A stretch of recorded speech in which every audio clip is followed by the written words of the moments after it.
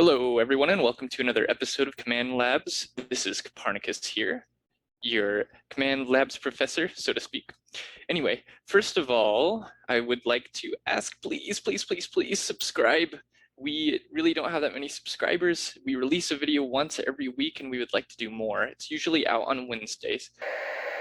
Okay, I felt I should mention at the beginning of this video that this is a little bit more nitty-gritty than we usually have. It's usually a music video and kind of a showcase rather than an actual like how to do this kind of thing. But I figured I would test how a video kind of works out with a little bit more depth into the coding.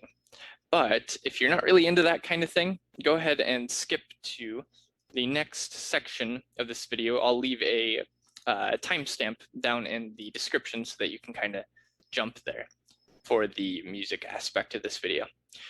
And that's everything. Back to the show. We will be actually going out of the command labs. It's a bit sterile in here, so I think we want to go do something else outside.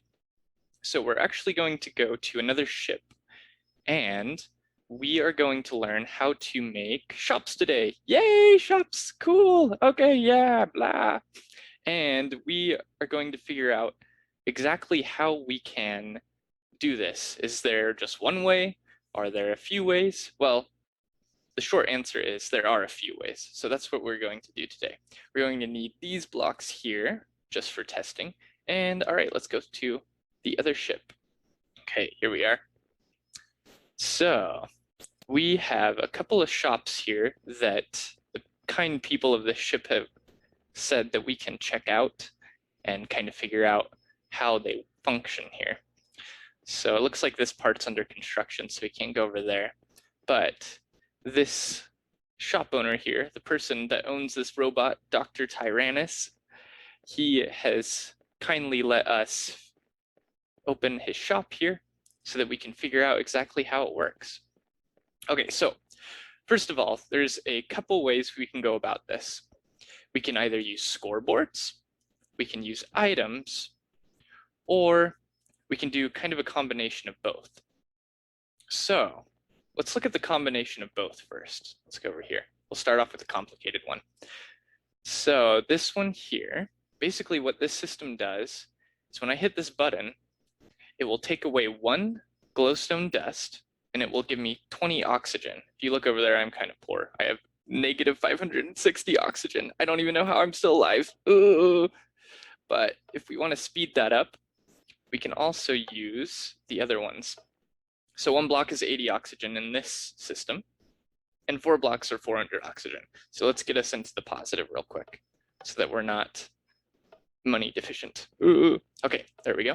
So let's look how this works. First of all, let's look at the glowstone dust. It's only 2 commands here. The first one is set to impulse its unconditional needs redstone. And so basically this is our check. This tells us if we have glowstone dust or not. So it says clear the glowstone dust from the player. And so if that happens, then this one, because it's set to conditional, it will go ahead and add 20 oxygen points to the scoreboard. So in a sense, our oxygen is basically a money system. That's really what we're looking at here. So the second one is pretty simple as well. It's only 2 commands here. So that is 1 glowstone block. It checks for that, takes it out of the inventory, and then it will add 80 oxygen points to the scoreboard. And this is also conditional. That's important, because if it's not conditional, then it will give the player the 80 oxygen points no matter what. So we want that to be conditional. So the previous block, if that one succeeds, the next one will work. Okay, so the other one over here, we have some water problems with this one. Okay, so let's do this. We're gonna break these for now. Okay, so it checks for 4 glowstone, but Bedrock is a little tricky, so we have to kind of make a workaround for it. There are other ways to check if a player has 4 glowstone, but for all intents and purposes, this is basically the best way to go about it. So you have the first one, it's the same thing, impulse unconditional needs redstone, And this is going to, again, clear one glowstone. The next one is going to do the same exact thing. So you have 4 blocks that are like this, and they're also unconditional. Okay, so this one actually, this isn't anything. This is blank.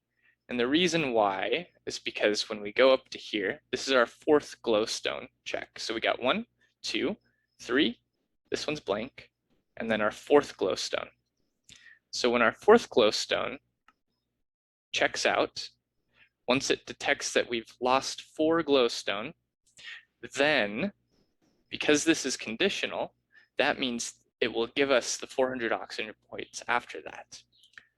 But when you do a conditional command like that, it has to be the previous command is going into the back of it. The back of it. So basically the back of the command has to be that side we see right there. So it can't be going into the side of this command block like that. So let's say this one was unconditional or conditional, right? And this one, it executed its command successfully. Let's say this was the take 1 glowstone away. So it takes 1 glowstone away, and this one is conditional.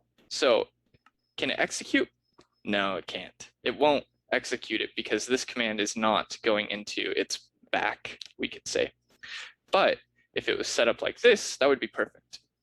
Okay, so anyway, that is one way to basically get money, get a system going. So they use oxygen here on this ship. So everything is based around that. So you have an exchange rate right there. Okay, so now let's look at what happens if we exchange a score, that is money, for an item. So it looks like this one here, this enchanting table, is actually 20 oxygen points. So if we go ahead and hit it, we should get an enchantment table. Yeah, all right, so 20 oxygen. Take a look over at the right there at the scoreboard. We are at 680. Now if we click this, it should go down to 660. And we got another enchantment table. There we go. Okay, so this one is working. So let's go inside and have a look at what causes this to work. Okay, so when we hit the button, it activates this command block here. So this one basically says the scoreboard players remove, and then we have the player. So we want to target the player that only has 40 or more. So where it says oxygen equals 40 ... that's important because if a player on the ship, if they get to 0 oxygen, then they will die basically. So we want to make sure that their oxygen is above that. But if you were just doing a money system, we could literally just take this part out. That doesn't even have to be there. Just say remove at player oxygen 20. So it's like when we remove the dust over in that one over there. So the second one is basically the same exact thing. So if it takes 20 oxygen points away from the previous command block, then we give them 1 enchanting table, the closest player. Okay, so there's other ways to specify the closest player there. We can say within the radius of 2 blocks. Within this box, we could say X is relative to this block 1, and then we could also do distance X is 3. So this would basically look like, so this is X. Okay, this is the X axis. So this is now saying that the player has to be within 3 blocks of this, like that. So 1 block right here and up to here. So basically, I just created a box here. But that's not really important. Basically, for all intents and purposes, the player command is the best thing for this. You know, this will work for Bed Wars. It will work for the majority of our commands that we're using for a shop. But we'll get into details about that later. Okay, so another thing that we could do is we could exchange an item for another item. So this is 1 bookshelf for 1 diamond. Okay, so if I click this, it should take 1 diamond off. We have 56, so maybe it'll be 55 after this, and give us a bookshelf. All right, so here's the diamond. We have 55. Okay, so again, we have the first one that takes the item. And then instead of giving us oxygen, like that one does, instead of adding a scoreboard point, we actually give the player an item instead. So again, this needs to be conditional because if the previous one works, then the next one will work. But if it doesn't work, so let's say, for example, if I don't have any diamonds and I try and click it, I'm not going to get a bookshelf. See, still only have one. Let's delete that just to show. Yeah, see, no diamonds. It's not going to work. Okay.